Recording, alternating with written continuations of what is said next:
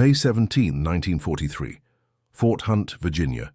Rain fell in sheets across the temporary prisoner compound as 23 exhausted Kriegsmarine officers were herded through the gates, their uniforms still carrying the salt and diesel stench of the Atlantic crossing. Oberleutnant Karl Dietrich stood tall among them, convinced this American imprisonment would be brief, a mere inconvenience until the inevitable prisoner exchange that would return him to the fatherland and his rightful place in the Reich's naval elite. How utterly wrong his assessment would prove to be. Before we dive into this story, drop a quick hi in the comments and tell me where you're watching from. It really helps support the channel. What unfolded over the next 6 months would completely transform not only Oberleutnant Dietrich's understanding of America, but also his most fundamental beliefs about race, culture, and the very war to which he had dedicated his life. The Americans called it P.O. Box 1142, a deliberately nondescript name for what was, in reality, one of the most sophisticated prisoner interrogation facilities in the United States. Nestled on the grounds of Fort Hunt, just 16 miles south of Washington, D.C., the compound had been carefully designed not as a place of punishment, but as a psychological laboratory where German prisoners might, through comfort rather than coercion, reveal their military secrets. "Stand in formation," barked a white American officer as the group of German prisoners was lined up in the central yard. The rain had lessened to a drizzle, but the men's uniforms were soaked through, their pride equally dampened by capture. In the group, besides Dietrich, stood Kapitänleutnant Werner Holz of U-505, Leutnant zur See Friedrich Mannheim of the destroyed destroyer Z-27, and 20 others captured after various naval engagements across the Atlantic theater. Major Thomas Williams, the facility's commander, stepped forward. "Gentlemen, you are now prisoners of war under the protection of the Geneva Convention. You will be treated according to international law, provided with adequate food, shelter, and medical attention. In return, we expect your cooperation and compliance with camp regulations." Dietrich translated quietly for 2 of his junior officers who spoke little English. His own command of the language was excellent. He had studied at Hamburg University before the war, spending a semester in London as an exchange student. Little did he know how valuable language skills would prove in the coming months. As Williams spoke, Dietrich's gaze drifted to the guards positioned around the yard's perimeter. Among them stood 4 Negro soldiers, ramrod straight in their uniforms, their faces impassive. Dietrich nudged Holtz beside him. "Look at that," he whispered in German. "They're using their colors to guard us. What an insult." Holtz smirked. The Americans must truly be desperate for manpower, using Untermensch to guard officers of the Reich. Their whispers were interrupted by Major Williams. "You will now be processed, assigned quarters, and given dry clothing. Sergeant Harris will oversee your processing." To the Germans' surprise, one of the black guards stepped forward. Staff Sergeant William Harris, 6 feet tall with broad shoulders and a stern expression, addressed them in flawless German. "Meine Herren, folgen Sie mir bitte zur Verarbeitung. Gentlemen, please follow me for processing." The shock on the German officers' faces was immediate and unmistakable. Dietrich's jaw literally dropped, while Holtz's eyes widened in disbelief. A Negro speaking their language, and not just speaking it, but with the refined accent of educated High German. "Did he just—" Mannheim began. "Silence in the ranks," Harris continued in German. "You will follow my instructions promptly and without conversation among yourselves." As they were led to the processing center, a simple building with wooden tables where their personal information would be recorded and their few possessions catalogued, Dietrich couldn't help but stare at Harris. The sergeant moved with military precision, his commands clear and authoritative. This contradicted everything Dietrich had been taught about America's black population, that they were uneducated, unintelligent, incapable of cultural refinement. The processing took hours. Each prisoner was photographed, fingerprinted, and issued a serial number. Their belongings were carefully documented: wedding rings, watches, photographs of loved ones, personal letters, before being returned to them. Another surprise. The Germans had expected to be stripped of everything. "Your personal items remain your property," Harris explained in German. "However, anything that could be used as a weapon or for escape purposes will be confiscated and stored until your release. Dietrich, when his turn came, stood before Harris at the processing table. "Oberleutnant Karl Dietrich, Kriegsmarine, U-boat Flotilla 7, he stated formally. Harris nodded, writing the information on a form. "University education?" he asked, noting Dietrich's speech patterns. "Hamburg and London," Dietrich replied, surprised by the question. "Economics and international trade." "Interesting," Harris said, making a note. "I studied at Howard University, literature and German language." Dietrich couldn't mask his astonishment. "You studied German literature? At an American university?" "Yes," Harris replied coolly, with a focus on the Romantic period. Goethe, Schiller, Hölderlin. Before Dietrich could respond, Harris continued processing the next prisoner, leaving the German officer in stunned silence. The Germans were housed in simple but adequate barracks, 6 men to a room, with actual beds rather than the bunks they had expected. The facility contained a mess hall, recreation area, and even a small library. It was nothing like the harsh POW camps depicted in German propaganda. That first evening, as they sat in the mess hall eating their meal, meat stew with potatoes, fresh bread, and coffee, the German officers spoke in hushed tones. "This can't be real," Mannheim said, tearing off a piece of bread. "They're trying to soften us up before the real interrogation begins." "I've heard about these American techniques," Holtz agreed. "Comfort before questioning, it's psychological warfare." Dietrich remained silent, contemplating his encounter with Sergeant Harris. The meal before him contained more meat than he'd seen in months. The German Navy, like all branches of the Wehrmacht, had been on strict rationing since 1942. U-boat crews received better provisions than most, but nothing compared to this simple but hearty American meal. Statistical reality intruded on his thoughts. By 1943, American food production had reached 45% above pre-war levels, with meat output alone exceeding £25 billion annually. In contrast, German civilian rations had fallen to 1,500 calories daily, with military personnel receiving just 300, barely enough for men engaged in combat operations. These numbers, which Dietrich had seen in intelligence briefings, now manifested before him as tangible evidence of America's industrial might. That night, lying on his bunk, Dietrich contemplated his situation. The facility was clearly well supplied, the guards professional rather than hostile, the conditions far better than expected. Yet he remained vigilant, convinced this treatment was merely prelude to intense interrogation. Sleep came fitfully, interrupted by dreams of his U-boats sinking, the crushing depth charges, the screams of men trapped in flooded compartments, the terrible moment of surrender when they'd been forced to surface. Of their crew of 48, only 17 had survived. Dietrich had been the senior officer among the survivors, the captain and first officer having gone down with the boat. Morning arrived with the sound of a bugle call. The Germans were roused at 600 hours, instructed to make their beds military style, and given 30 minutes for washing and personal grooming before breakfast. As they assembled outside, Sergeant Harris and another blackguard, Corporal James Wilson, stood waiting to escort them to the mess hall. "Guten Morgen," Harris said, his voice carrying across the yard. "I trust you slept well." Several Germans exchanged glances, but said nothing. Harris continued, switching to English. "Today you will begin your orientation to the facility. After breakfast, you'll receive medical examinations, then be briefed on camp regulations and your rights under the Geneva Convention." As they walked to the mess hall, Dietrich found himself next to Harris. Curiosity overcoming his reserve, he asked quietly, "Where did you learn to speak German so well?" Harris regarded him with measured eyes. "My grandfather was a Buffalo soldier who served in the Spanish-American War. He believed education was the path to respect.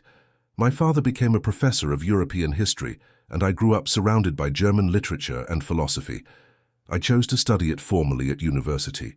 "But why German specifically?" Harris's expression remained neutral. "Because Goethe wrote, 'Wer fremde Sprachen nicht kennt, weiß nichts von seiner eigenen.' He who knows no foreign languages knows nothing of his own." Dietrich faltered. The quote, perfectly pronounced, was one he knew well from his own schooling. Before he could respond, they had reached the mess hall and Harris moved away to supervise the other prisoners. Breakfast consisted of eggs, bacon, toast with butter and jam, and coffee with real sugar and milk. Again, the Germans were struck by the abundance. In the Reich, eggs and bacon had become luxuries, even for military officers. "They eat like this every day," muttered Holtz, watching the American guards with their identical breakfast trays. "No wonder they're winning the production war." "We're not losing because of food," Mannheim retorted sharply. "The Führer's new weapons will turn the tide." "The V-rockets?" Dietrich asked skeptically. He had heard the rumors of these so-called wonder weapons, but had also seen enough of the war's reality to doubt their impact. "That and more," Mannheim insisted. "Things you haven't been cleared to know about." Dietrich did not argue, but his doubts remained. As a U-boat officer, he had witnessed the changing fortunes of the Atlantic campaign. Where once German submarines had hunted Allied shipping with near impunity, the Americans had even called it the happy time. Now the hunters had become the hunted. Improved radar, sonar, air coverage and convoy tactics had decimated the U-boat fleet. Of the 39 submarines in his flotilla at the war's start, 27 had been confirmed sunk by spring 1943. Following breakfast, the Germans were taken to the medical facility. American doctors conducted thorough examinations, treating minor injuries and documenting existing conditions. Dietrich was surprised by the attention given to a persistent ear infection he had developed during his final patrol. The American doctor prescribed antibiotics that had been rationed strictly in Germany. As Dietrich sat waiting for his medication, he observed another black guard, Private First Class Robert Jackson, speaking with a doctor.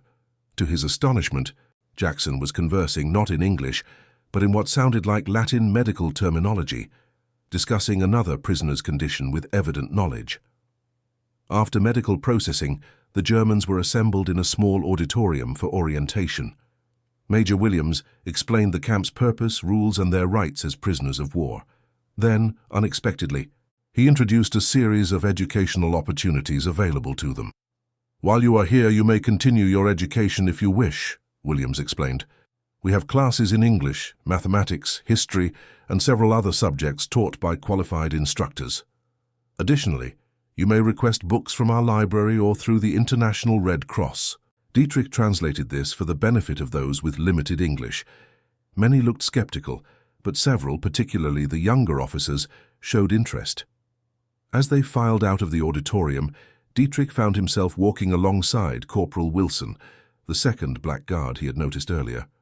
"Your friend Sergeant Harris," Dietrich began cautiously. "Is he typical of Negro soldiers in America?" Wilson gave him a measured look. "There's no typical for any group of people, Lieutenant. But if you're asking about education, many of us have university degrees. I studied engineering at Tuskegee before the war." "Engineering?" Dietrich couldn't hide his surprise. "Yes, I helped design aircraft components for the P-51 Mustang program."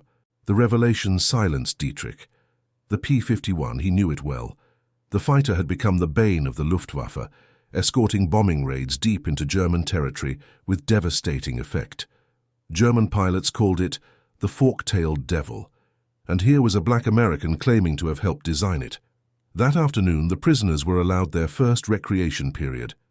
The facility included a small field where they could exercise and a recreation room with books, chess sets, and a radio that broadcast approved music and news. Dietrich found a chess set and sat alone, setting up the pieces.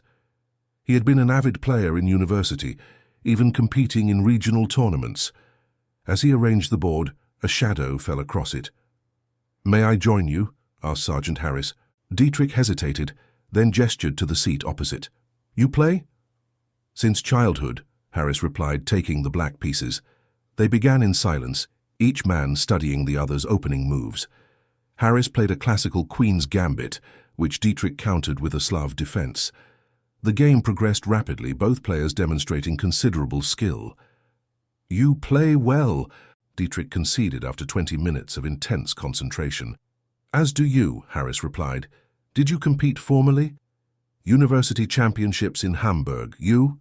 "Howard University Chess Club champion, 1939. They fell silent again, focused on the board. Other prisoners began to gather around, watching the match with interest. After 45 minutes, the game reached a critical juncture, with Dietrich's position becoming increasingly precarious. "Schach," Harris said quietly, placing his bishop to threaten Dietrich's king. Dietrich studied the board intently, seeing his position crumble. After careful consideration, he tipped his king in resignation.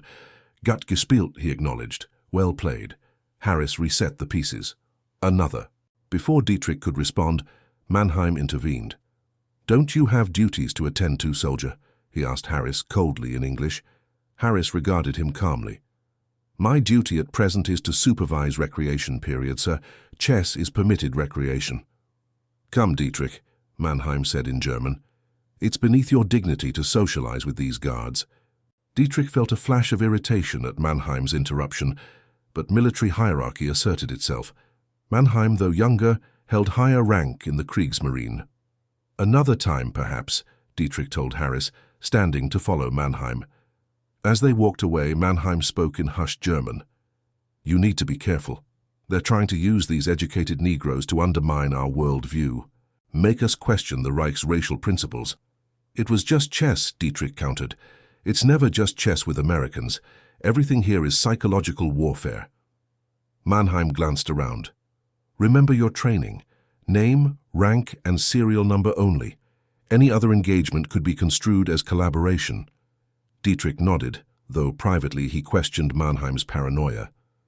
The American approach seemed more sophisticated than mere propaganda.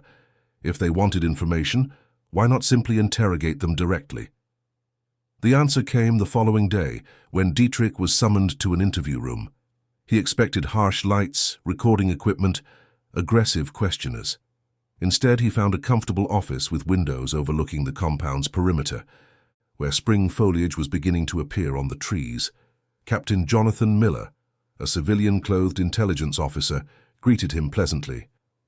"Lieutenant Dietrich, thank you for coming. Please, have a seat. Coffee." Dietrich accepted cautiously, noting the fine china cup, not a military-issue tin mug. "Am I to be interrogated now?" Miller smiled. "Let's call it a conversation. You're not required to provide any information beyond name, rank, and serial number. The Geneva Convention is quite clear on that, and we respect it." "Then why am I here?" "To talk about your future." Miller opened a folder. "You studied economics at Hamburg University, with a semester at London School of Economics. You speak excellent English. Before the war, you were considering a position with an international trading firm." Dietrich tensed. "How do you know this?" "We have resources." Miller sipped his coffee. "The war won't last forever, Lieutenant. When it ends, men with your education and language skills will be valuable in rebuilding Europe. Have you considered what you'll do?" "Germany will need rebuilding after Allied bombing, yes. I'll serve my country however I can." Miller nodded thoughtfully. "A patriotic answer. But consider this. The Germany you return to may be very different from the one you left. Political systems change, especially after military defeat." "Germany has not been defeated," Dietrich stated firmly. "Not yet," Miller agreed. "But let's be realistic. American industrial production has reached unprecedented levels. We're building a Liberty ship in just 42 days, sometimes less. We produced over 85,000 tanks in 1942 alone, and our aircraft production exceeds 127,000 units annually. Those numbers will increase in 1943. The statistics hit Dietrich like physical blows. He knew Germany's production figures as well. Barely 17,000 tanks in the same period, with aircraft production at less than a third of the American rate. "Statistics can be manipulated," he said weakly. "They can," Miller conceded. "But you've seen our food supplies, our medical resources. This facility is not exceptional, Lieutenant, it's standard. America has not been bombed, our factories operate around the clock, our supply lines are intact." "Can Germany say the same?" Dietrich remained silent. "I'm not asking for military secrets," Miller continued. "I'm suggesting you use your time here to prepare for the future. Take classes, read, learn. When the war ends, your knowledge and skills will be your greatest assets." The conversation continued for another hour, Miller never pressing for specific military information, instead discussing economics, international trade, and political philosophy. By the end, Dietrich felt unsettled not by interrogation techniques, but by the growing realization that Miller's assessment of the war's likely outcome might be accurate. Over the next 2 weeks, a routine developed at P.O. Box 1142. The prisoners rose early, exercised, ate meals that continued to surprise them with their quality and quantity, and participated in various activities. Some, like Mannheim, remained standoffish, speaking only to fellow Germans and maintaining rigid military bearing. Others, particularly younger officers, began to relax, participating in classes and engaging with the guards. Dietrich found himself in a middle position, cautious but increasingly curious. He observed his fellow prisoners, noting how their attitudes evolved. Lieutenant Schmidt, a 22-year-old from Munich, had begun taking English lessons from Private Jackson. Fenrich Weber, barely 20, spent hours in the library reading American history books. Even Holtz, initially contemptuous of their captors, had developed a grudging respect for the facility's efficiency. One evening after dinner, Dietrich entered the library seeking reading material. He found Sergeant Harris cataloguing new arrivals. "Guten Abend, Oberleutnant," Harris greeted him. "Can I help you find something?" "Do you have any German literature?" Dietrich asked. Harris led him to a small section of German language books. "Limited selection, but we have some classics. Goethe, Mann, Remarque." Dietrich ran his fingers along the spines, stopping at All Quiet on the Western Front by Erich Maria Remarque. This was banned in Germany after 1933.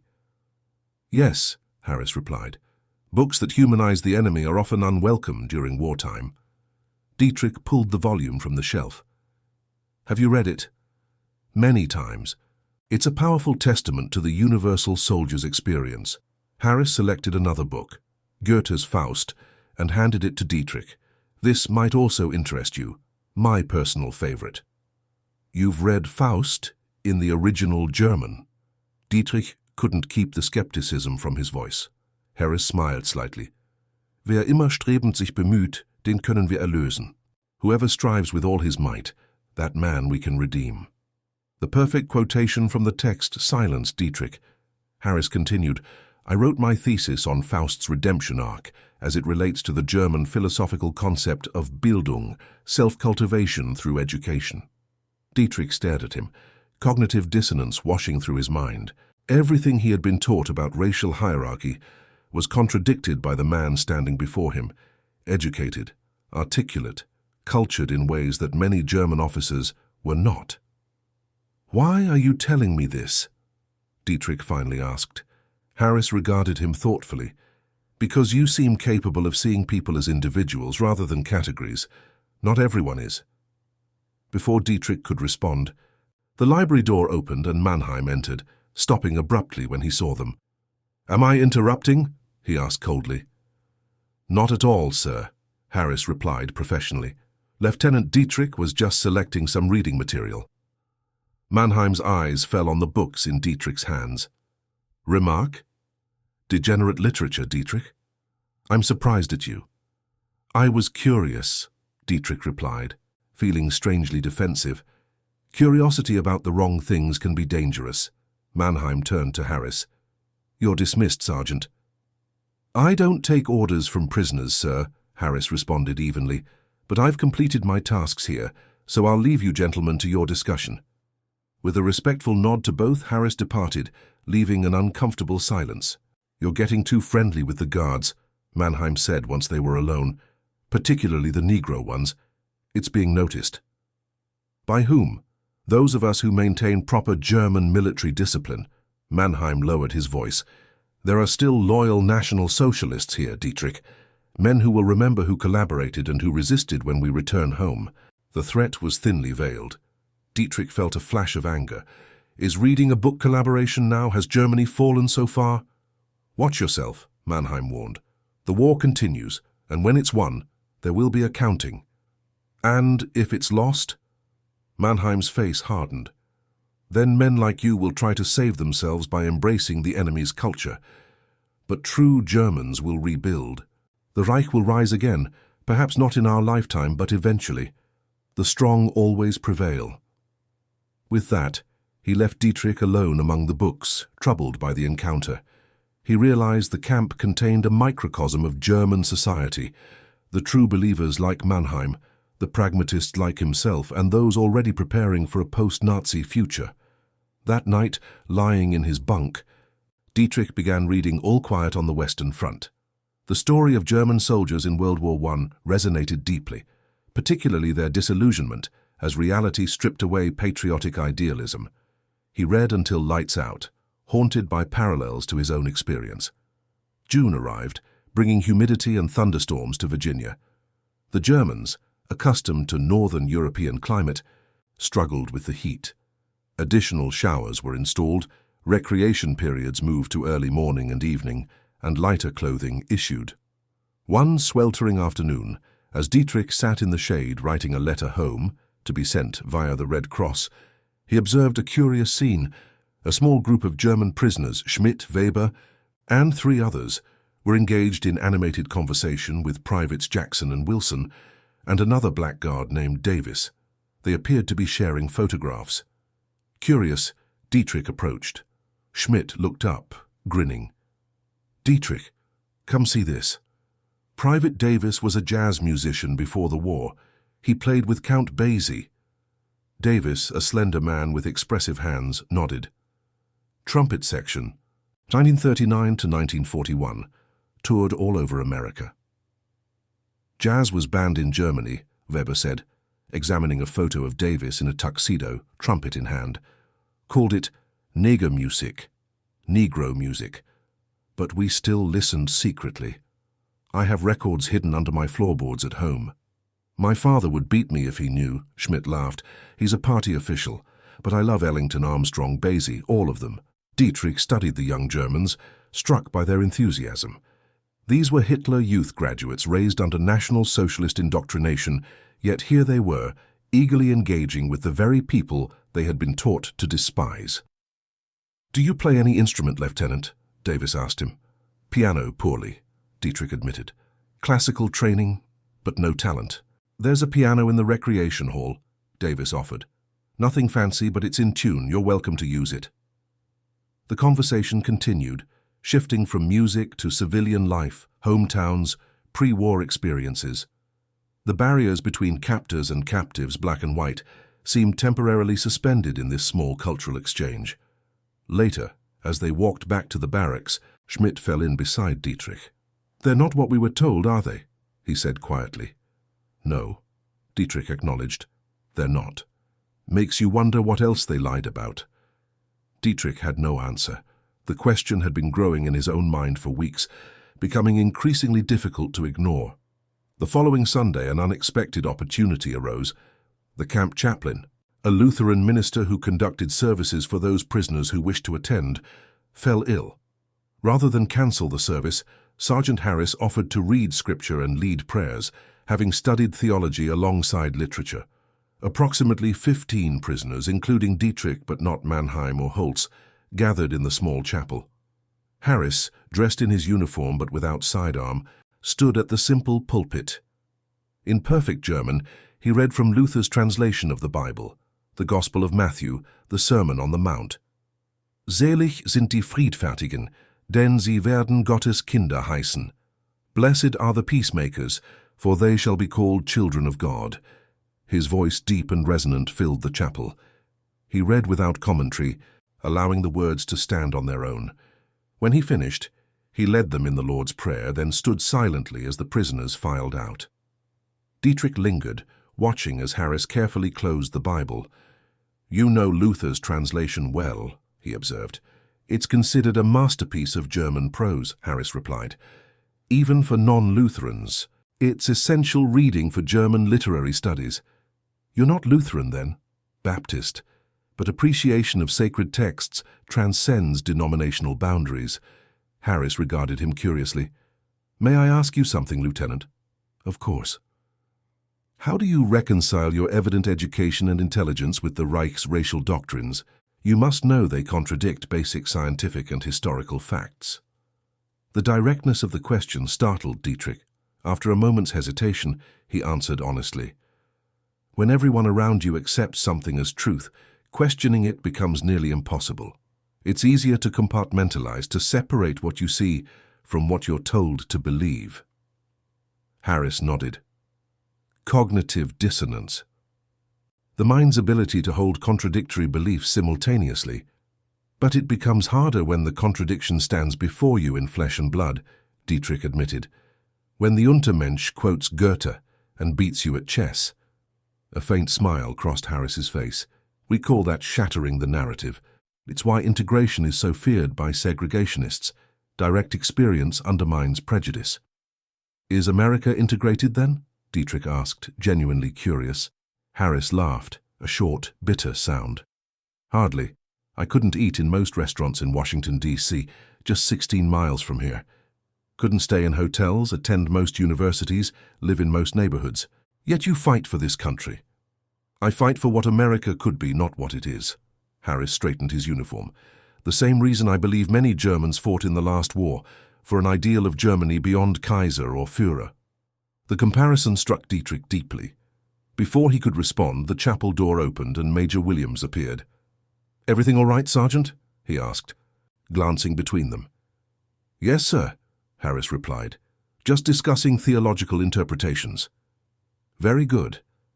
Lieutenant, you should return to your barracks. Sunday inspection in 30 minutes. As Dietrich walked back across the compound, he pondered Harris's words. Fighting for what could be, not what is. The concept resonated with his own increasingly complicated feelings about Germany. He loved his country, its landscapes, culture, people. But the Reich that had emerged under Hitler seemed increasingly divorced from the Germany of his childhood and education. By July, subtle but significant changes had occurred within the prisoner community. The camp population had grown to nearly 40, with new arrivals bringing fresh news from the front, little of it good for Germany. Sicily had been invaded. Kursk had become the largest tank battle in history with devastating German losses, and Hamburg had suffered unprecedented bombing. The prisoners had separated into informal factions. The hardliners, led by Mannheim, maintained strict military discipline, limited interaction with guards, and continued faith in German victory. The pragmatists, including Dietrich, engaged cautiously with their captors, participated in educational opportunities, but maintained a certain reserve. The converts, primarily younger officers like Schmidt and Weber, had largely accepted Germany's eventual defeat and were preparing for a post-war world. Tensions between these groups occasionally flared. One evening in the mess hall, Mannheim confronted Schmidt over his friendly conversation with Corporal Wilson. "You disgrace your uniform," Mannheim hissed, fraternizing with Schwarz. "I'm having a conversation with a fellow human being," Schmidt retorted. "Something you might try if you could see past your own prejudice. Careful, boy, treasonous talk has consequences. So does blind obedience to failed ideologies," Schmidt shot back. The argument might have escalated had Dietrich not intervened. "Enough, both of you, we're all German officers. Let's maintain dignity regardless of personal differences." Mannheim stalked away, but the incident highlighted the fracturing of the once unified German front, the shared experience of capture, the exposure to American abundance, and, most significantly, the daily contradiction of Nazi racial doctrine embodied by the Black Guards had created irreparable fissions in their collective worldview. For Dietrich personally, the transformation was more subtle, but no less profound. His conversations with Harris had evolved from cautious exchanges to genuine intellectual discussions.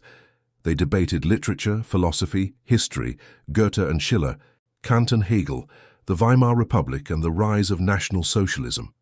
During one such discussion in the library, Harris made an observation that particularly affected Dietrich. The tragedy of Germany lies not in its defeat, but in its abandonment of its greatest cultural tradition, enlightened humanism for the sake of power. "You think that's why we'll lose the war?" Dietrich asked. "I think that's why you've already lost something more valuable than territory," Harris replied. "A nation's soul isn't found in its conquests, but in its contributions to human dignity.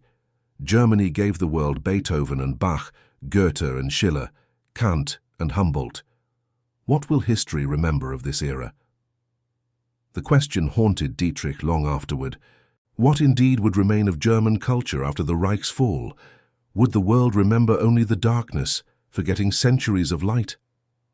On a muggy August evening, As Dietrich sat on the barrack steps, watching a softball game between prisoners and guards, Sergeant Harris approached. "Lieutenant, may I have a word?" They walked to a quiet corner of the compound. Harris seemed uncharacteristically hesitant. "I've received new orders," he finally said. "I'm being transferred to a combat unit. I ship out next week for final training before deployment to Europe." Dietrich felt a surprising sense of loss. The European front? Yes. With the integration of some Negro combat units, they need non-commissioned officers with language skills. "You could be capturing more Germans soon." Harris smiled faintly. "Perhaps, but I wanted to thank you." "Thank me? For what?" "For seeing me as a person worthy of intellectual respect. It's rarer than you might imagine." Dietrich shook his head. "I should be thanking you. You've challenged my thinking more than anyone I've ever known." "That's the purpose of education, isn't it? To challenge assumptions, expand horizons." Harris paused. "I've left something for you in the library. Behind the German literature section, there's a copy of Hölderlin's poetry. Inside, you'll find a letter. Read it after I've gone." Before Dietrich could respond, Harris extended his hand. After a moment's hesitation, Dietrich shook it. The first time he had touched one of the black guards, he realized with sudden clarity. "Auf Wiedersehen, Oberleutnant Dietrich." "Viel Glück, Sergeant Harris. Bleiben Sie sicher." "Good luck. Stay safe." As Harris walked away, Dietrich felt a strange sense of worlds shifting, of boundaries permanently crossed. Something fundamental had changed within him, a transformation he couldn't yet fully articulate, but could no longer deny. That night, unable to sleep, he slipped out of the barracks and made his way to the library.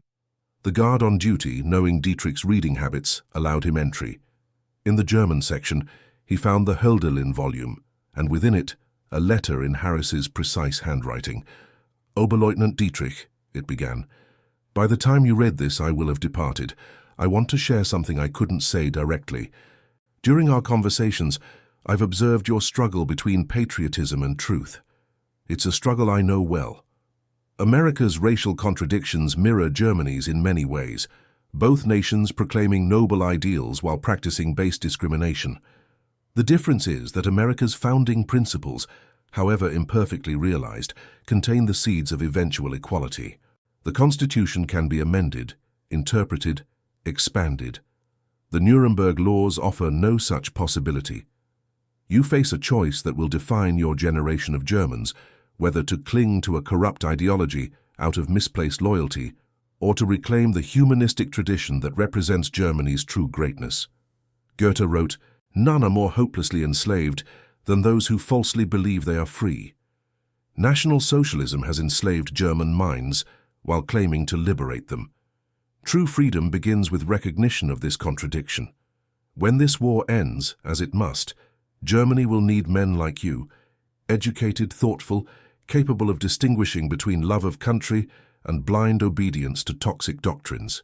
The rebuilding of German society, its reintegration into the community of nations, will depend on those who remember what Germany was and can be again. I go now to fight against the Reich, but not against Germany. I fight against an ideology that diminishes both our peoples by reducing human beings to racial categories, rather than celebrating our common humanity. Remember this distinction. It may save your soul as it has saved mine. Mit tiefem Respekt, William Harris, Howard University, class of 1939. Dietrich read the letter twice, then carefully returned it to the book. Outside, dawn was breaking over the Virginia countryside, casting long shadows across the compound. In the distance, he could hear the bugle call that would soon rouse the camp to another day of captivity. Yet standing there in the half-light, Karl Dietrich felt strangely liberated, as if the true prisoner who had arrived at Fort Hunt in May had finally been set free, replaced by a man who could see more clearly the world as it was, not as he had been told it must be. August 15, 1943, Fort Hunt, Virginia.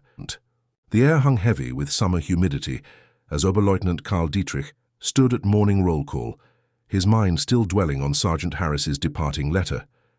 Around him, the other German prisoners stood in formation, their ranks having swelled to 65 with the arrival of new captives from the Mediterranean theater. Among them were Luftwaffe pilots shot down over Sicily, Africa Corps officers captured at Tunis, and more U-boat crews from the increasingly deadly Atlantic campaign. Major Williams, accompanied by a new officer, approached the formation. "Gentlemen, I'd like to introduce Captain Marcus Taylor, who will be taking over some of my administrative duties." Captain Taylor served with distinction in North Africa and has been reassigned here due to injuries sustained at Kasserine Pass. Captain Taylor, a tall black officer with a slight limp and a chest full of decorations, nodded to the assembled prisoners. "Guten Morgen, meine Herren. Ich freue mich auf die Zusammenarbeit mit Ihnen." "Good morning, gentlemen. I look forward to working with you." A ripple of surprise passed through the German ranks, another black American speaking flawless German, and an officer no less. Mannheim's face darkened with barely concealed contempt, while others like Schmidt showed open curiosity. Dietrich studied Taylor with interest. The captain's ribbons told a story of combat experience that commanded respect regardless of race. Purple Heart, Bronze Star, and campaign ribbons for North Africa. Before the war, such decorations on a black soldier would have seemed incomprehensible to Dietrich.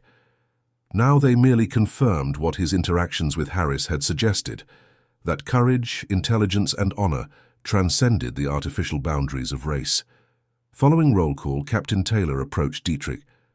"Lieutenant, I understand from Sergeant Harris's notes that you've been assisting with the camp library." "Informally, yes," Dietrich acknowledged. Since Harris's departure, he had taken to helping catalogue and organize the growing collection of books, particularly the German language section that had expanded through Red Cross donations. "I'd like to formalize that role if you're willing," Taylor said. "We're establishing a more comprehensive educational program for prisoners who wish to participate. Your background in economics could be valuable." "You want me to teach other prisoners?" Dietrich asked, surprised. "Under supervision, of course. But yes, many of your fellow officers have expressed interest in continuing their education during captivity. It would be productive use of time." The unspoken reality hung between them, time that might extend indefinitely as the war's momentum shifted increasingly against Germany. The latest news, received through officially sanctioned radio broadcasts and newspapers, reported Allied landings in Italy, Soviet advances on the Eastern Front, and devastating air raids on German industrial centers. "I would be honored," Dietrich said after a moment's consideration, though some might view it as collaboration. Taylor's expression remained neutral. "Education is never collaboration, Lieutenant. Knowledge serves no flag." The wisdom of the statement struck Dietrich. Sergeant Harris said something similar once. "We attended Howard University together," Taylor explained.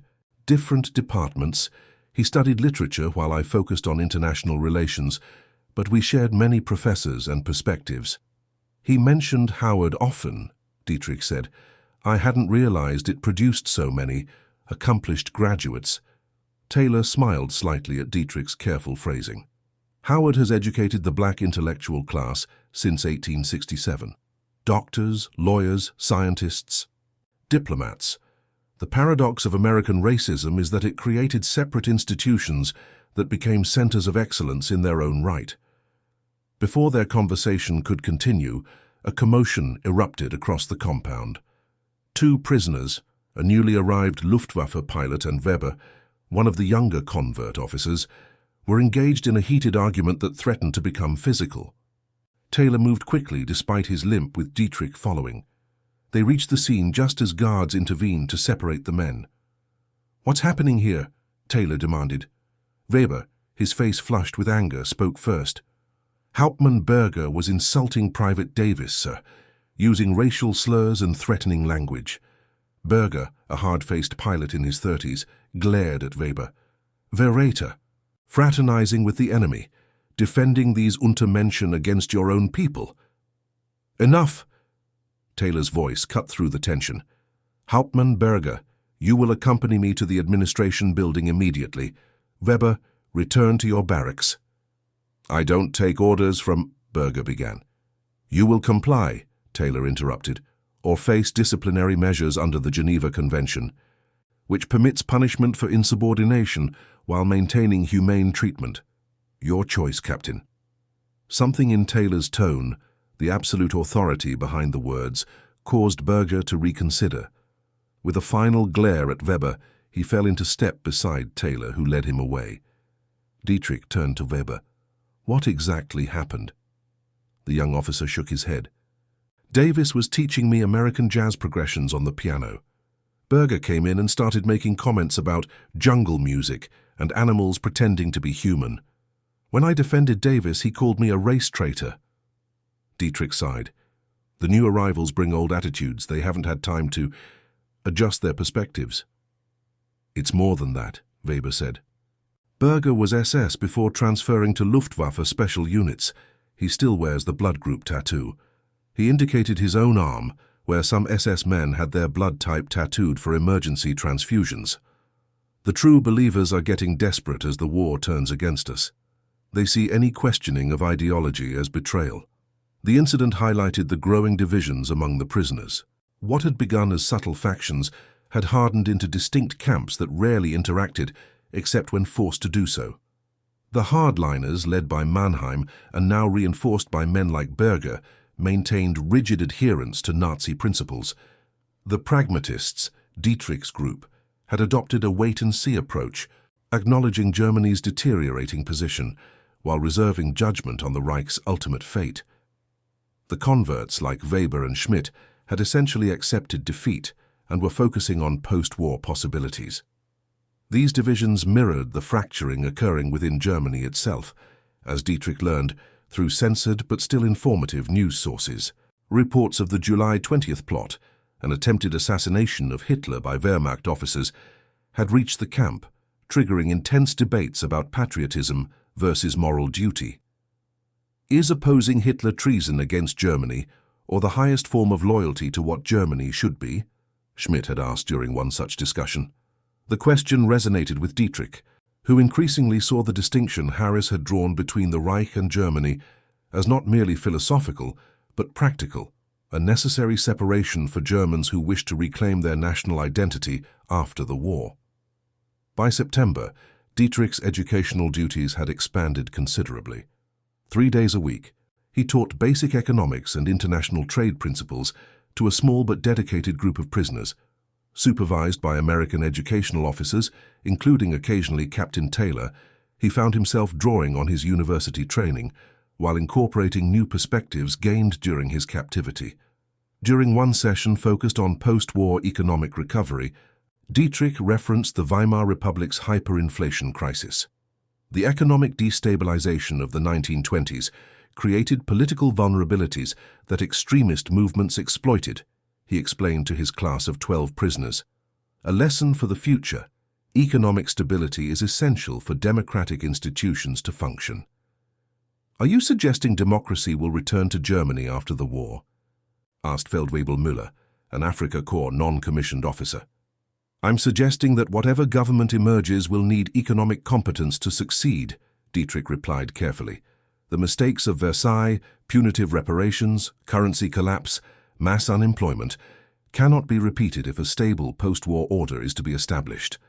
Captain Taylor, observing from the back of the room, nodded slightly. After class, he approached Dietrich. "Diplomatic answer, Lieutenant. Though I notice you didn't explicitly defend the National Socialist economic model." Dietrich hesitated, then spoke honestly. "Because it isn't defensible on purely economic grounds. Germany's recovery after 1933 was built on unsustainable military spending, labor exploitation, and ultimately, conquest. Without territorial expansion, the system would have collapsed under its own contradictions." "An analysis many American economists would agree with," Taylor noted. "Have you considered applying your expertise after the war? International financial institutions will need people who understand both German economic conditions and broader principles of recovery." The suggestion took Dietrich by surprise. "You mean working with the occupation authorities?" "Eventually, yes. Germany will need rebuilding, Lieutenant. Better it be done with German participation than imposed entirely from outside." Taylor studied him thoughtfully. Something to consider as events unfold. The conversation left Dietrich contemplating possibilities he would have rejected outright months earlier. Cooperation with Allied authorities had once seemed unthinkable, the definition of treason, Now, it appeared increasingly as a patriotic duty to a Germany that would need to be rehabilitated rather than punished.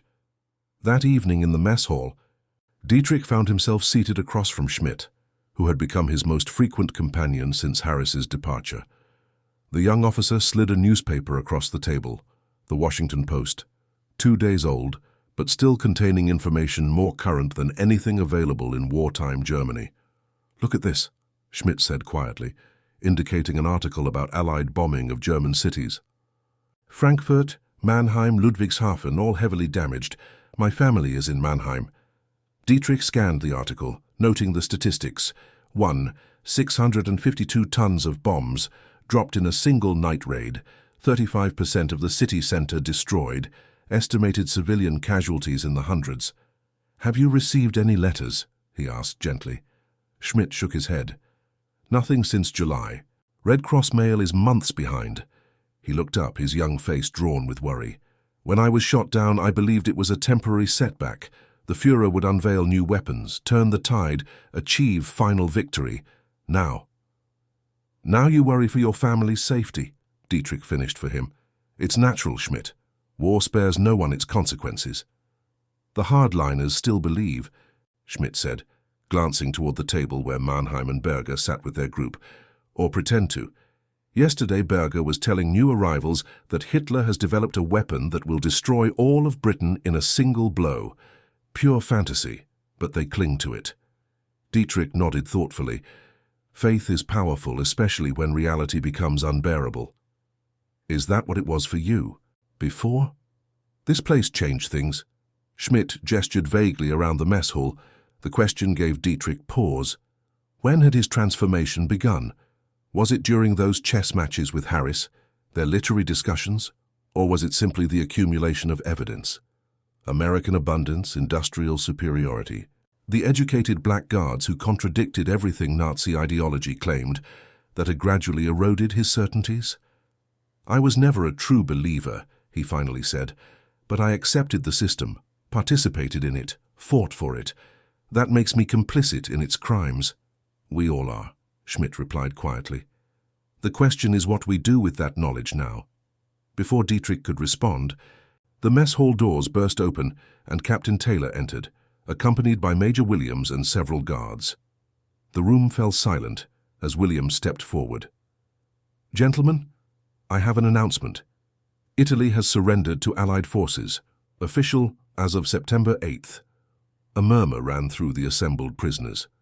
Italy, Germany's principal European ally, had capitulated. Though rumors had circulated for days, confirmation hit hard, particularly for those who still harbored hopes of Axis victory. "Furthermore," Williams continued, "we will be receiving Italian prisoners beginning next week. They will be housed in a separate section of the facility, but will share certain common areas. I expect all of you to maintain proper military discipline and respect toward these new arrivals." As Williams and Taylor departed, heated discussions erupted throughout the mess hall. Mannheim's group huddled in intense conversation, occasionally casting dark glances around the room.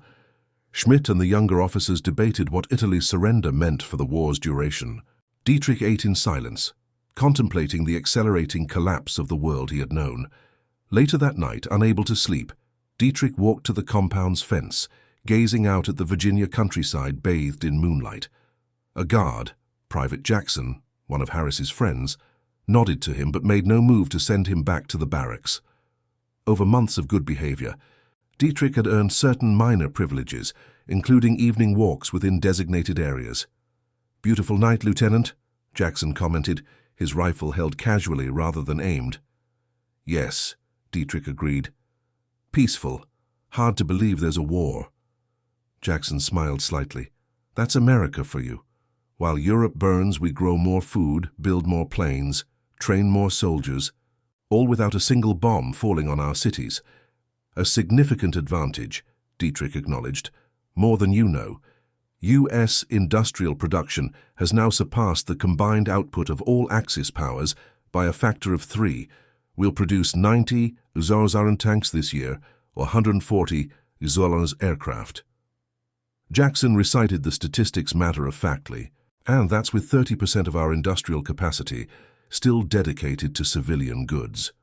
The numbers were staggering. Germany's total tank production for 1943 would barely reach 20 POWs units, with aircraft production declining under the impact of strategic bombing. "How do you know these figures?" Dietrich asked. "I read the reports. Captain Taylor believes knowledge helps prevent unnecessary bloodshed. If you Germans understand the true situation, perhaps fewer will fight to the last man for a lost cause." The bluntness of the statement struck Dietrich. Is that why this facility exists? Not primarily for intelligence gathering, but to re-educate us.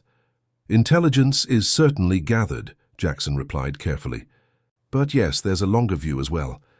America learned from the last war that punishing Germany created more problems than it solved.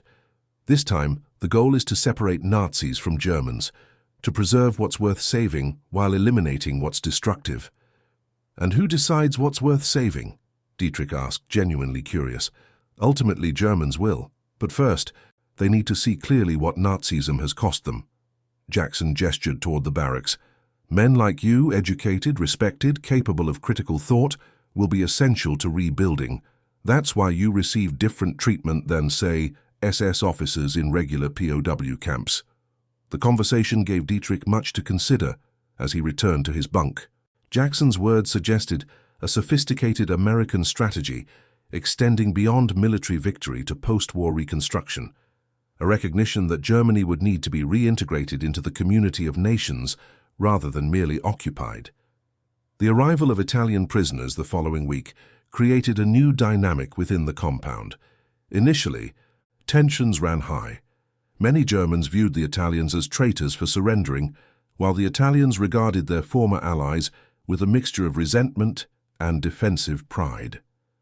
Fights nearly erupted several times during the first days of integration, prevented only by the vigilance of the American guards.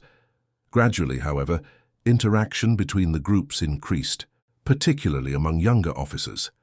Dietrich observed Schmidt and Weber playing soccer with Italian lieutenants, exchanging broken phrases in their respective languages, supplemented by English words learned from their captors.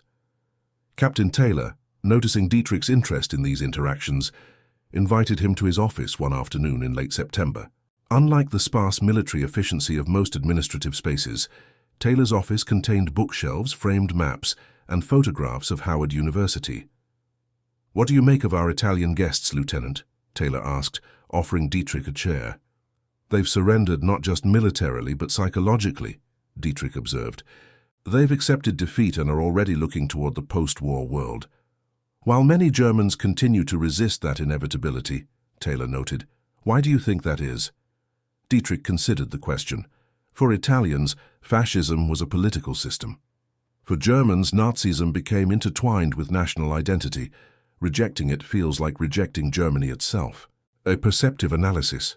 This fusion of party and nation has made the war both more destructive and more difficult to end. Taylor leaned forward. "Which is why individuals who can separate the two concepts are invaluable." "Like me, you mean?" Dietrich asked uncertainly. "Precisely like you. Your influence among the pragmatists has been noted, Lieutenant. Your economics classes have become forums for reasoned discussion about Germany's future. That's significant." Dietrich shifted uncomfortably. Some would call it subversion. Others would call it patriotism of the highest order, loyalty to your country's true interests rather than a destructive ideology. Taylor opened a drawer and removed a folder. "I've been authorized to offer you a unique opportunity." He slid several typewritten pages across the desk. Dietrich scanned them with growing astonishment. The document proposed his participation in a special program. Classified but sanctioned by both American military intelligence and the State Department, focused on developing frameworks for post-war German economic reconstruction. "This would involve my transfer from here," he asked, noting references to a facility in Maryland.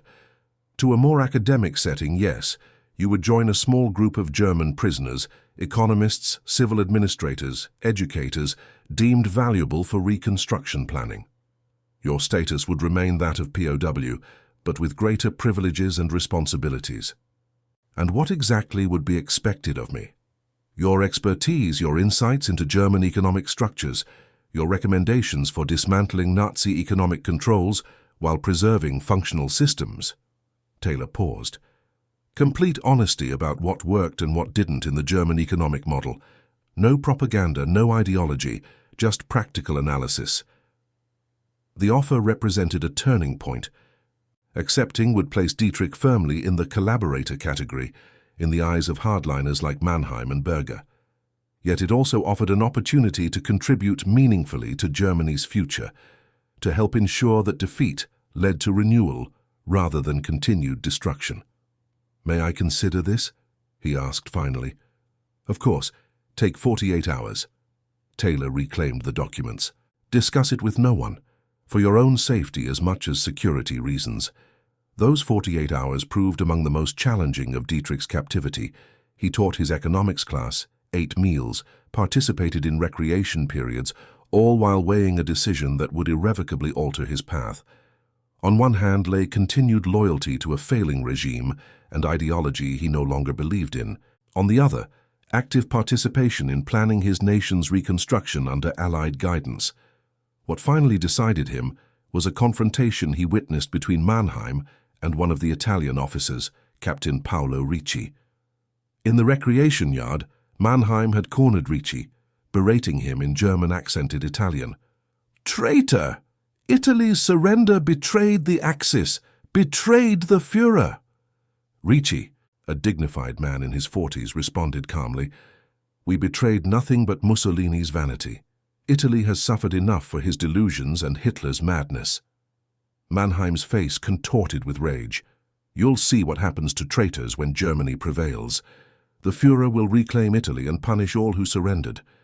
"Germany will not prevail," Ricci replied simply. "The war is lost. Only pride and fear prevent you from accepting this truth." "Defeatist propaganda," Mannheim spat. "The Reich will triumph through superior will and racial strength." Ricci shook his head sadly. "I believed such nonsense once. Then I saw German supermen freeze to death in Russia because they lacked proper winter clothing. I saw Italian heroes starve in North Africa because German logistics failed. Ideology cannot overcome material reality, Hauptmann. This is the lesson of modern warfare." The exchange crystallized Dietrich's thinking.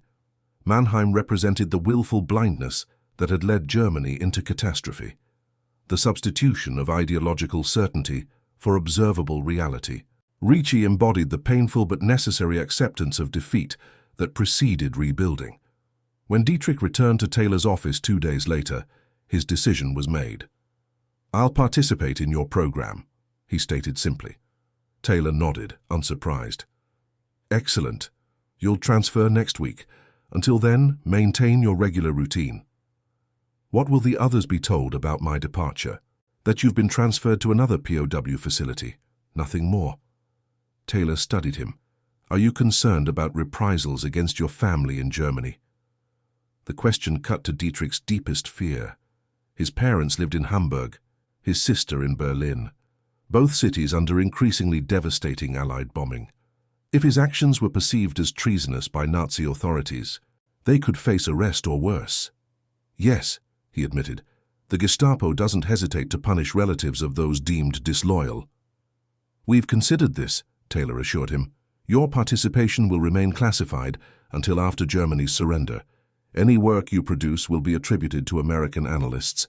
Your identity will be protected." The reassurance eased Dietrich's immediate concerns, though he harbored no illusions about the risk he was undertaking.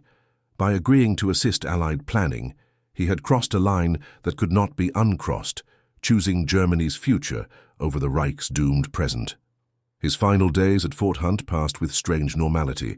He taught his classes, played chess with Schmidt, even engaged in cordial conversations with some of the Italian officers, whose perspective on fascism's rise and fall paralleled his own evolving views on Nazism. On his last evening, Dietrich visited the camp library one final time. Among the shelves of German literature, he found the Hölderlin volume containing Harris's letter. Removing the letter, he read it again, finding new resonance in the words, "Germany will need men like you, educated, thoughtful, capable of distinguishing between love of country and blind obedience to toxic doctrines." As he returned the book to its shelf, Captain Taylor appeared beside him. Finding inspiration? He asked, noting the volume in Dietrich's hand. Clarity, Dietrich replied. Sergeant Harris had a way of distilling complex issues to their essence. He still does, Taylor said with a slight smile, though in a different capacity now. You've heard from him? Dietrich asked eagerly. He's with an intelligence unit attached to the 1st Infantry Division. Apparently his language skills have proven extremely valuable during the Italian campaign. Taylor's expression grew more serious. He asked me to give you something when the time was right. From his pocket, Taylor produced a small volume, a bilingual edition of Goethe's poetry, English and German on facing pages. Harris said you'd understand the significance, Taylor added, handing Dietrich the book. Opening the cover, Dietrich found an inscription in Harris's precise handwriting. To Lieutenant Dietrich, may you always remember that true culture transcends artificial boundaries. Edel sei der Mensch, hilfreich und gut. Noble be man, helpful and good. Sergeant W. Harris. The quote, from Goethe's poem Das Göttliche, the Divine, brought unexpected emotion to Dietrich's throat. It represented everything Harris had demonstrated through his actions rather than mere words. The universality of human dignity, the power of education to transcend prejudice, the possibility of connection across the divides of nationality and race. Please thank him if you have the opportunity, Dietrich said quietly, tucking the book into his jacket. I will, Taylor promised. Their transport will arrive for you at 600 hours tomorrow. Only personal effects permitted. Uniform, basic toiletries, and books if you wish. As Taylor left, Dietrich remained among the bookshelves, reflecting on the journey that had brought him here. When he had arrived at Fort Hunt 4 months earlier, he had been a loyal officer of the Kriegsmarine, committed to Germany's cause, if not entirely convinced of Nazi racial doctrine. Now he prepared to actively assist in planning for Germany's reconstruction under Allied occupation, a transformation as profound as it was unexpected. That night, Dietrich wrote 2 letters. The first, to his parents, contained reassurances about his health and well-being, but nothing of his changed perspectives or future plans. This letter would pass through censors and eventually reach Hamburg through Red Cross channels. The second letter, which he knew would never be sent, he addressed to Sergeant Harris. Dear Sergeant Harris, as I prepare to leave Fort Hunt, I find myself reflecting on the profound impact our conversations have had on my understanding of not only America, but of Germany itself. You challenged me to see beyond the categories and hierarchies that have distorted my nation's perception of humanity. When you first quoted Goethe to me, I experienced a cognitive dissonance that initiated a process of re-evaluation. How could a man whom my country's ideology classified as inherently inferior demonstrate such mastery of our greatest cultural achievements? The answer, of course, was that the ideology itself was fundamentally flawed, built on pseudoscience and prejudice rather than human reality. I now understand that the Germany I love, the nation of Beethoven and Goethe, Kant and Humboldt, was never truly represented by the brown-shirted fanatics who claim to be its saviors. The Germany worth preserving exists in its humanistic traditions, its philosophical contributions, its artistic achievements, not in conquest or racial mythology. You once said you fight against the Reich but not against Germany. I now share this perspective. My loyalty belongs to the Germany that might yet emerge from this catastrophe, democratic, peaceful, reintegrated into the community of nations. I do not know if our paths will cross again, but I will carry the lessons of our chess matches, literary discussions, and philosophical debates throughout whatever future awaits me. You have taught me that true education transcends boundaries of nation and race, that humanity's greatest achievements belong not to any single people, but to all who cherish and preserve them. Mit tiefem Dank und Respekt, Karl Dietrich. Dawn arrived with a light fog shrouding the compound, as Dietrich prepared to depart, gathering his few possessions, uniform, toiletries, the Goethe volume from Harris, and remarks all quiet on the Western Front. Schmidt appeared at his barracks door. So it's true, the young officer said. You're being transferred. Yes, Dietrich confirmed, unwilling to lie directly to the young man who had become something of a protégé. New facility, better suited to my skills. Schmidt studied him knowingly. They're putting your economics background to use, aren't they? Planning for after the war. Dietrich neither confirmed nor denied, but his expression must have revealed enough. Good, Schmidt said firmly. Germany will need people thinking about reconstruction rather than last stands. He extended his hand. I hope our paths cross again, Lieutenant, in a peacetime Germany. As do I, Dietrich replied, shaking the offered hand. Continue your studies, Schmidt. The future will need young men with clear eyes and open minds. At precisely 0600, a military police vehicle arrived at the compound gate. Captain Taylor escorted Dietrich across the yard, past groups of prisoners engaged in morning exercises or breakfast preparation. Some, particularly the hardliners like Mannheim and Berger, watched his departure with suspicious eyes. Others, like Weber and the Italian officers, offered respectful nods. As they reached the gate, Taylor extended his hand. Good luck, Lieutenant. I believe you've made the right choice for yourself and for Germany. I hope history agrees, Dietrich replied, shaking Taylor's hand. Thank you, Captain. And please, when you next communicate with Sergeant Harris, tell him. He paused, searching for words adequate to express what Harris's influence had meant. Tell him he was right about Goethe. The true measure of humanity lies not in race or nationality, but in how we treat one another. Taylor smiled. I'll tell him. Though I suspect he already knows you understand that now. The gate opened, and Dietrich stepped through, still a prisoner but one who had found a different kind of freedom. As the transport vehicle carried him away from Fort Hunt, he gazed back at the compound that had transformed not only his understanding of America, but of Germany itself. In the months and years that followed, Karl Dietrich would witness the final collapse of the Third Reich, contribute to economic reconstruction planning that influenced post-war policies, and eventually return to a devastated but rebuilding Germany in 1947 as part of the civilian advisory staff to the Allied occupation authorities. His family had survived the war, his father's position as a university professor of classical languages having provided some protection from the worst of the bombing and the final desperate conscription drives.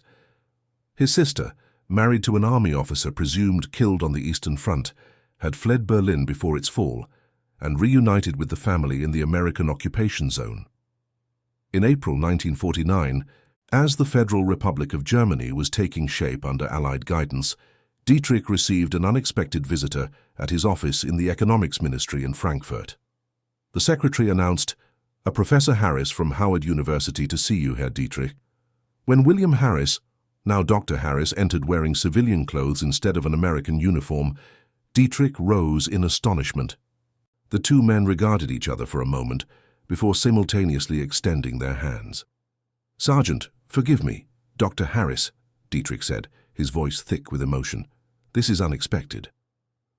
"I'm in Germany researching post-war reconstruction efforts," Harris explained. "When I saw your name on the Economics Ministry roster, I had to confirm it was the same Karl Dietrich from Fort Hunt." They spoke for hours, about the war's final days, the Nuremberg trials, Germany's division between Western and Soviet zones, and the emerging Cold War tensions. Harris had returned to Howard after his military service, completing a doctorate in German literature, with a dissertation on transformation and redemption in Goethe's Faust. "Your English has improved," Harris noted at one point, "as has your German, though it was already formidable," Dietrich replied with a smile. "I've been working with Americans daily since 1945. As evening approached, they walked through Frankfurt's partially rebuilt streets, past the mixture of ruins and new construction that characterized post-war German cities. "Do you remember our chess games?" Harris asked. "Vividly. You defeated me consistently. Yet you never stopped trying new strategies," Harris observed. "That adaptability has served Germany well in defeat, not clinging to failed approaches, but finding new paths forward." They paused at a clearing where Frankfurt Cathedral stood partially restored against the backdrop of modern reconstruction. The juxtaposition of medieval architecture and contemporary rebuilding seemed to embody Germany itself, ancient cultural foundations supporting new democratic structures. "When I quoted Goethe to you that first day," Harris said, "did you imagine we would end up here, working together to rebuild what the war destroyed?" "Never," Dietrich admitted. "In my limited worldview, Such collaboration seemed impossible. You helped me see beyond those artificial limitations, as you helped me maintain faith that the Germany of Goethe and Schiller could re-emerge from the ashes of the Reich. Harris gestured toward a nearby construction site where German and American engineers worked side by side. This is what victory truly looks like. Not subjugation, but partnership. Their conversation continued over dinner at one of the few restaurants reopened in the city center. They discussed the Marshall Plan's impact on European recovery, the Berlin airlift's demonstration of Western commitment to German freedom, and the ongoing denazification efforts that sought to distinguish between committed ideologues and ordinary Germans who had followed orders. Captain Taylor, by the way, sends his regards, Harris mentioned. He's with the State Department now, helping shape policy toward occupied Germany. And the others from Fort Hunt, Private Jackson, Corporal Wilson? Jackson returned to engineering, working for Boeing. Wilson. Harris paused. Wilson was killed during the Battle of the Bulge in December 44. He died saving his platoon from a German counterattack. Dietrich absorbed this news solemnly. I'm sorry to hear that. He was a good man. The best, Harris agreed. He embodied what we were fighting for, not conquest or revenge, but the right of all people to live in dignity regardless of race or nationality. As they parted that evening, Harris presented Dietrich with a book, a new edition of Goethe's complete works published by an American university press. A symbol of cultural preservation through conflict, Harris explained. While cities burned and armies clashed, scholars worked to ensure these words would survive for future generations. Dietrich accepted the gift with deep appreciation. I have something for you as well. From his briefcase, he removed a worn volume, the copy of All Quiet on the Western Front he had first borrowed from Fort Hunt's library. They let me keep it when I was released. It helped me understand that soldiers on both sides share the same essential humanity, a lesson your country taught mine twice in 1 century. The two men embraced, former captor and captive now colleagues, in the project of rebuilding a shattered continent. Their unlikely friendship, formed through shared appreciation of literature and philosophy across the divides of war and race, represented the possibility of reconciliation beyond victory and defeat. In the decades that followed, Karl Dietrich would rise to prominence in West Germany's economic miracle, eventually serving as an advisor to Chancellor Adenauer during the formative years of the European Economic Community. William Harris would become a respected scholar of German literature and a civil rights advocate, using his wartime experiences to argue that cultural understanding was essential to overcoming prejudice. Their correspondence continued until Harris's death in 1986, followed by Dietrich's in 1989, just months before the Berlin Wall fell, and Germany began the process of reunification.